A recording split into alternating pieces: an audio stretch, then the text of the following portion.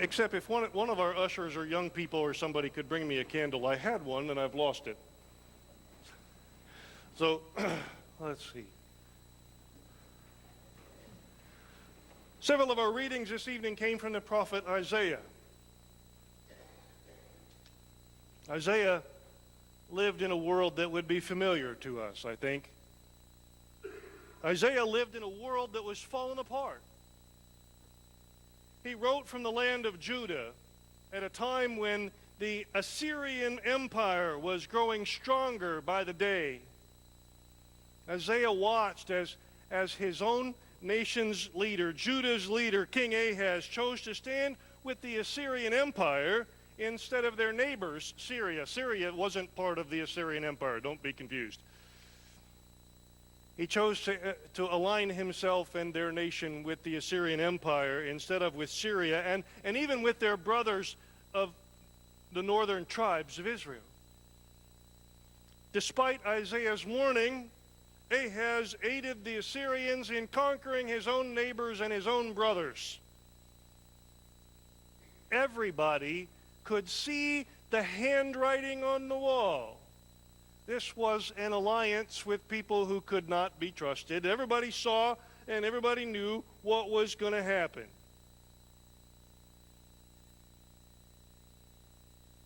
Isaiah knew that eventually the Assyrians would turn on them. It didn't happen for more than 100 years, but it happened. In 100 years before it happened, Isaiah wrote all about it. And he prophesied about the eventual conquest of his own nation, Judah. He wrote about the captivity of Israel and Judah in Babylon. He wrote about the rise of power of a king who hadn't even been born yet, Cyrus the Persian. He wrote about the return of the Jews to Israel and to Judah after 70 years of captivity. And he wrote about that would come. Those were done. But Isaiah wrote not just about doom and gloom. Isaiah wrote about a light that would dispel the darkness. Although the people were oppressed, Isaiah wrote about freedom that would come. Although they were surrounded by armies and warfare and bloodshed, Isaiah wrote about a child who would become the Prince of Peace. Isaiah proclaimed that a rescuer would come from God, a rescuer who would have the authority to bring about never-ending peace. Even in the 21st century, that sounds awfully good.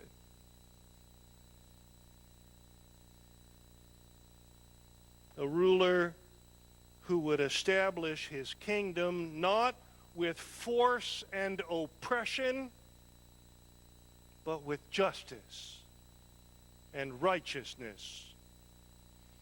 Isaiah's message, 800 years before the birth of Jesus, Isaiah's message was a message of hope. And so 700 or 800 years later, in that same country, as that same country was occupied by a foreign military force, God's people were similarly well acquainted with violence, oppression, warfare, bloodshed, and death. And in that time, angels appeared in the skies over a band of shepherds, and they declared that the day that Isaiah had prophesied had finally come. Do not be afraid, for see, I am bringing you good news of great joy for all the people. To you is born this day in the city of David a Savior, who is the Messiah, the Lord.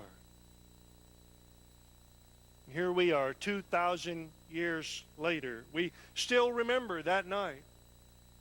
We celebrate the coming of Jesus Christ, the Prince of Peace, the rescuer, the Redeemer of all humanity. But like Isaiah and the shepherds, we too live in a world that seems to be falling apart.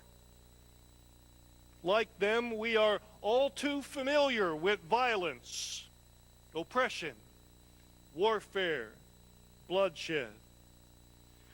We still look forward to the day that Isaiah wrote about, the day when the boots of our soldiers and all their blood-stained uniforms could be thrown into the fire. We look forward to the end of darkness, the end of oppression, the end of death. We look forward to the day when there will be never-ending peace, as Jesus Christ rules over all of the earth with justice and righteousness. Righteousness. Doing what's right. Folks, I don't care what political persuasion you are, but doesn't that sound really good, a government that does what's right? But we also remember the instructions of the prophet Titus. In Titus chapter 2, he said this, "For the grace of God has appeared, bringing salvation to all, training us to renounce impiety and worldly passions, and in the present age to live lives that are self-controlled, upright, and godly, while we wait for the blessed hope and the manifestation of the glory of our great God and Savior Jesus Christ. He it is who gave himself for us, that he might redeem us from all iniquity and purify for himself a people of his own who are zealous for good deeds." I want to read that last line for you again. He it is who gave himself for us, that he might redeem us from all iniquity and purify for himself a people of his own who are zealous for good deeds. While we wait for the return of Jesus, Titus says we have work to do. Amid the chaos of the world in which we live, we are to pursue purity. We are to live lives that are self-controlled, righteous, and godly.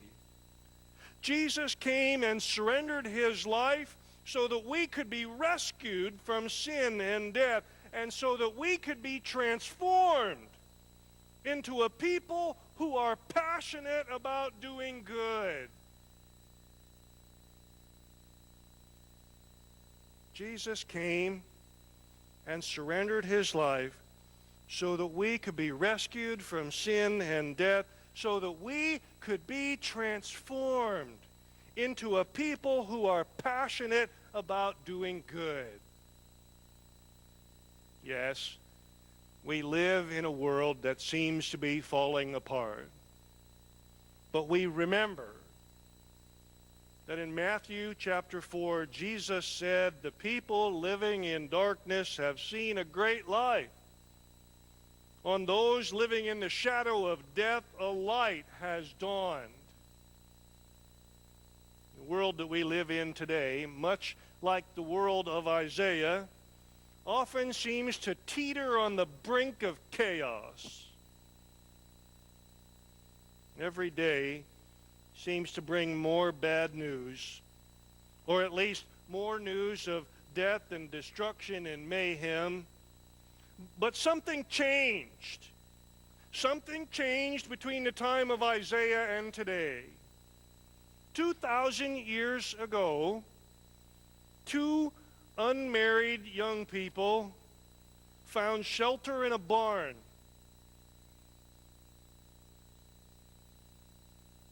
And they watched as hope entered the world.